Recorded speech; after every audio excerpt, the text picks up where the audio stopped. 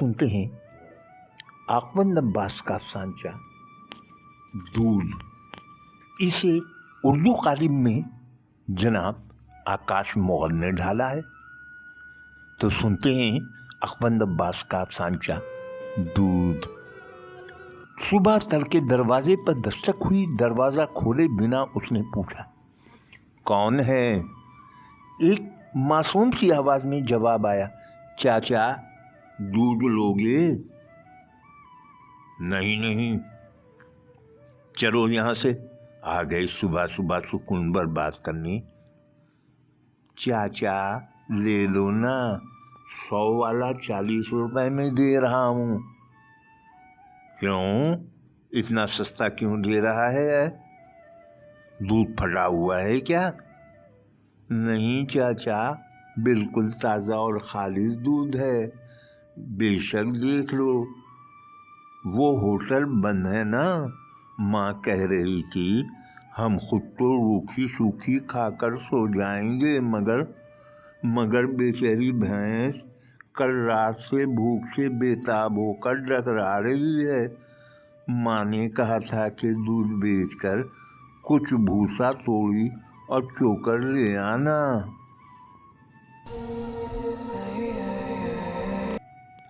आइए सुनते हैं आकाश मुगल का अफसानचा जलील कमीना।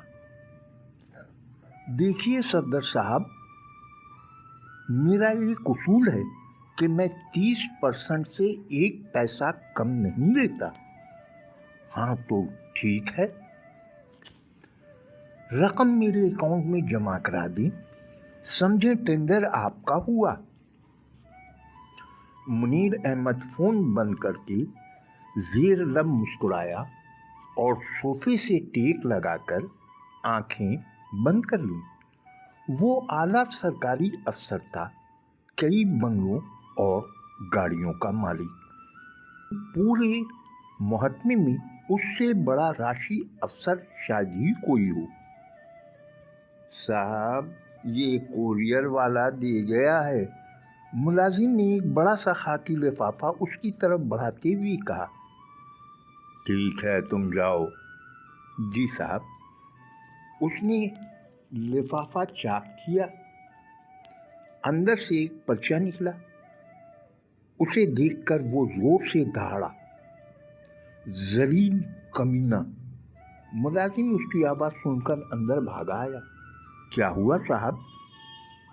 जलील कमीना, वो फिर चीखा और पर्चा तोड़ मरोड़ कर फेंक दिया। उसका वजूद गुस्से से कांप रहा था।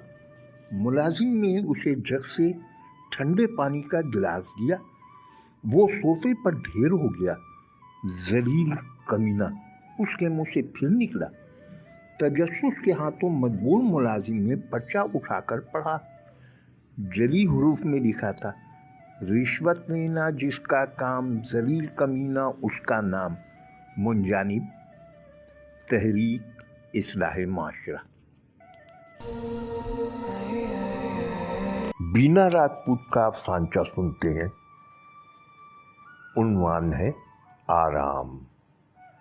महंगाई के इस दौर में अब्बा से दुगनी उम्र के लोग भी काम करते हैं। उन्हें वैसे ही मुफ्त की रोटियां तोड़ने की आदत पड़ गई है। बेटा मुंह फाड़कर बोला तो बूढ़ी माँ आंखों में आंसू लिए सोच में गुम हो गई। माजी के झरोखे से उसे अपनी ही आवाज़ की बाज़गुर्त सुनाई दी। दिन रात मेहनत करते हैं, कभी आराम भी कर लिया करें। बेटों को पैरों पर खड़ा कर लूँ, फिर आराम ही आराम है। ये कहाँ मुझे कुछ करने देंगे। उसने तसव्वुर की आँख से शौहर के माथे पर चमकता पसीना, लेकिन पुष्ट से मुस्कराते लब देखे और एक बेआवाज़ सिसकी दी।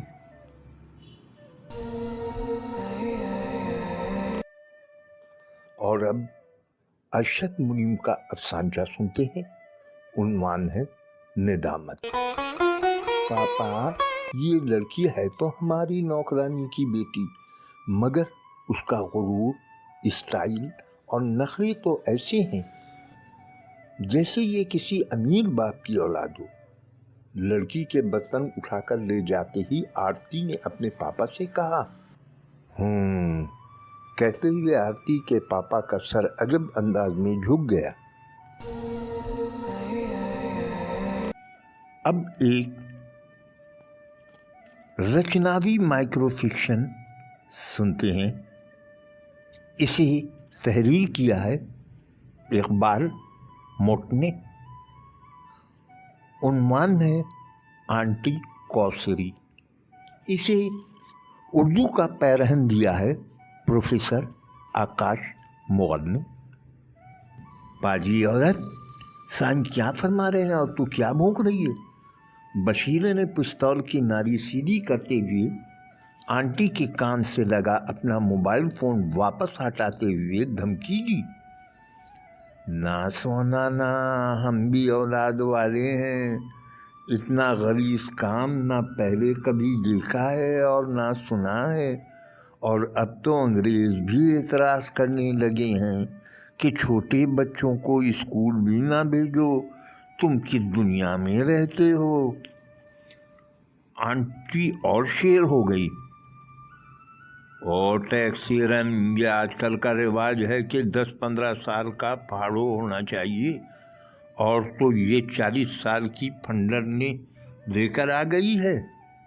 سائیں نے کہا، شاہ شمس کی کوئی منت پوری کرنی ہے؟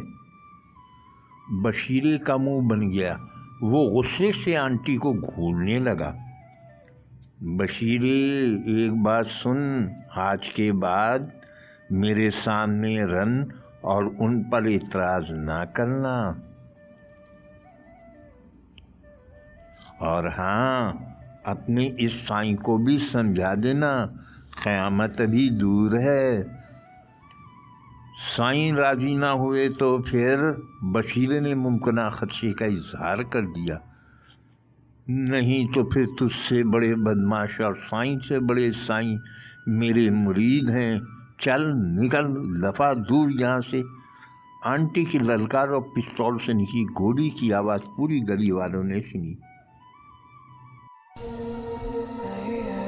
اگلا افسانچہ سنانے کے پہلے بتلانا چاہتا ہوں، آپ جانتے ہی ہیں کہ کہیں ادبی اصناف میں کوئی زیادہ دلچسپی لیتا ہے۔ بس کچھ لوگ ہیں جو ادب کے مختلف اصناف کی آبیاری میں لگے ہوئے ہیں۔ یہ چینل صرف اس لیے بنایا ہے کہ اردو کی اس صنف کو جسے نظر انداز کیا گیا، سانچہ نگاری کی شکل کو احباب نے مست کیا۔ سعادت حسن منٹو نے جس شکل میں اسے پیش کیا تھا، اسی شکل میں واپس لانے کی جد و جہد میں مصروف ہوں۔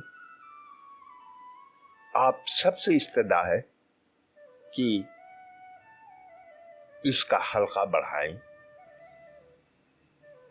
احباب کو ترغیب دیں کہ وہ افسانچے دیکھیں، سنیں۔ آپ سب کا ساتھ قائم رہے گا۔ اب چلتے ہیں اگلے افسانچے کی طرف۔ محمد طاہر رفیق کا افسانچہ موصول ہوا ہے۔ عنوان ہے عید کا چاند۔ ابو جان واپس کب آئیں گے؟ اس بار تو آدھے سے زیادہ رمضان آپ کے بغیر ہی گزر گیا۔ علی کو بیٹی تانیہ کا میسج ملا تو اس کی آنکھیں جھلملانے لگی۔ علی 10 سال سے فیملی کے ساتھ امریکہ میں مقیم تھا۔ آج کل آفس کے کام کے سلسلے میں دوسرے شہر آیا ہوا تھا۔ 2 ہفتے کا کام تھا جو بڑھ کر 1 مہینے پر پھیل گیا۔ علی نے ثانیہ کا میسج دوبارہ پڑھا تو ثانیہ کی جگہ اس کی والدہ آمنہ کا چہرہ آ گیا۔ بیٹا، اس بار تو عید میرے ساتھ منا لو، اب تو عرصہ گزر گیا، ایک ساتھ سحری افطاری کیے اور عید ساتھ منائے ہوئے۔ علی کو والدہ کا بار بار اصرار کرنا یاد آیا تو اس کی آنکھیں بھر آئیں۔ علی نے اسی وقت پاکستان کے لیے سب کی آن لائن سیٹیں بک کروائیں اور گھر میں پیکنگ کے لیے بھی کہہ دیا۔ پھر جلدی جلدی آفس کا کام سمیٹا اور عید سے 3 دن پہلے وہ بیوی بچوں کے ساتھ والدہ کے سامنے کھڑا تھا۔ دادی اماں دیکھیں ہم عید سے پہلے آ گئے نا۔ ثانیہ دادی سے گلے ملتے ہوئے بولی، بیٹا میری عید تو تم لوگوں کو دیکھ کر ہی ہو گئی ہے، میرے لیے تو تم سب عید کا چاند ہو۔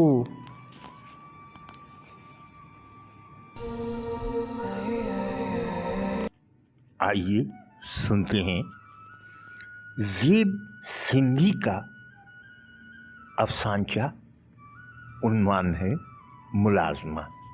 اسے اردو کے قالب میں ڈھالا ہے پروفیسر آکاش مغل نے۔ گھریلو ملازمہ حسب معمول کام پر پہنچی تو مالکن نے اس پر چڑھائی کر دی۔ تمہارے آنے کا کوئی ایک وقت مقرر ہے یا نہیں؟ کبھی آدھا گھنٹے پہلے آ کھڑی ہوتی ہو تو کبھی 1 گھنٹہ لیٹ ہو جاتی ہو۔ ملازمہ نے سر جھکا کر دبی آواز میں جواب دیا، بیگم صاحبہ 5 گھروں کا کام کرتی ہوں اور روز پیدل آتی جاتی ہوں، اس لیے تھوڑی بہت دیر سویر ہو جاتی ہے۔ ملازمہ کے جواب سے بیگم صاحبہ کا پارا مزید چڑھ گیا۔ اس نے غریب کو بے نقص سنائی۔ ملازمہ خاموشی سے کام میں جٹ گئی، لیکن مالکن وقفے وقفے سے اسے بلا جواز تان و تشنی کا نشانہ بناتی رہی۔ ملازمہ چپ چاپ کام کرتی سوچ رہی تھی، بیگم صاحبہ نے پہلے تو کبھی مجھے بلا جواز برا بھلا نہیں کہا، آج کیا ہوا ہے انہیں؟ کام ختم کرنے کے بعد اس نے جانے سے پہلے نہایت احترام سے پوچھا، بیگم صاحبہ آپ نے پہلے تو کبھی مجھے اس طرح بے سبب نہیں جھڑکا، آج ایسا کیا ہوا؟ بیگم صاحبہ نے اس کی بات کاٹتے ہوئے برہمی سے جواب دیا، دکھائی نہیں دیتا؟ گھر کے تمام اے سی بند ہیں، بجلی رات سے غائب ہے۔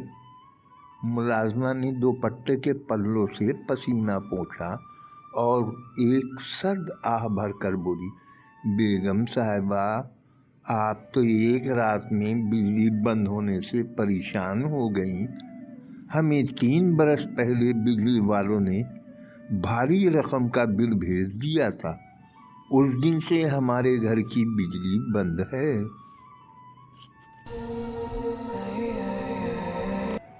بائیکاٹ، یہ عنوان ہے محترم عارف مجید عارف کے افسانچے کا۔ تو آئیے سنتے ہیں افسانچہ بائیکاٹ۔ اسرائیل اور اس کے حمایتیوں پر لعنت، ہم فلسطینیوں کے ساتھ ہیں، شہر کے ہر طبقہ فکر کے اکابرین کی اجتماعی ریلی میں نعرہ لگائے جا رہے تھے۔ اسی دوران مختلف مقررین نے اپنے خطاب میں اس بات پر زور دیا کہ اسرائیل کی ہر ممکن طور پر مخالفت کرنی چاہیے، یہودیوں سے منسلک ہر چیز کا مکمل بائیکاٹ کرنا چاہیے۔ اس کے ساتھ ہی ایک پمفلیٹ تقسیم کیا گیا جس میں ان اشیاء کے نام تھے جن کا بائیکاٹ کرنا تھا۔ ریلی کے اختتام پر شرکا میں گرمی کی شدت کے پیش نظر ٹھنڈے مشروبات اور ڈبہ بند جوس تقسیم کیے گئے۔ جوش و جذبے کا مظاہرہ کرنے والے تمام ہی افراد ان اشیاء سے پوری طرح انصاف کر رہے تھے۔ یہ تمام مشروبات بائیکاٹ کرنے والی فہرست میں موجود تھیں۔